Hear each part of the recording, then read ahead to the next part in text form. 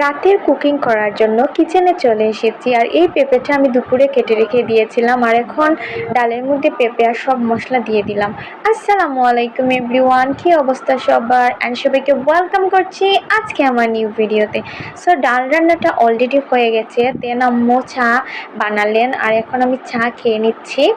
তারপরে এখন আম্মু আলু আর শুটকি মিক্স করে একটা ভাজি রান্না করবেন। আলু অলরেডি কাটা হয়ে গেছে, আর রসুন পেঁয়াজ এগুলো কেটে রেখে দিয়েছেন। আর এই শুটকি দিয়ে আলু ভাজি খেতে কিন্তু অনেক বেশি মজা লাগে, আর এই ভাজিটা আমাদের বাসায় প্রায় খাওয়া হয়।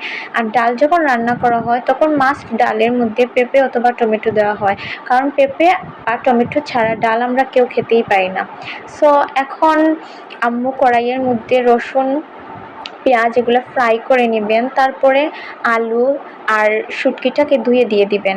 আর এখন মশলাটা অলরেডি ফ্রাই হয়ে গেছে, তারপরে আলু দিয়ে দিলেন, আর আলুটা একটু সিদ্ধ হওয়ার পরে এটার মধ্যে শুটকিটাও দিয়ে দিবেন।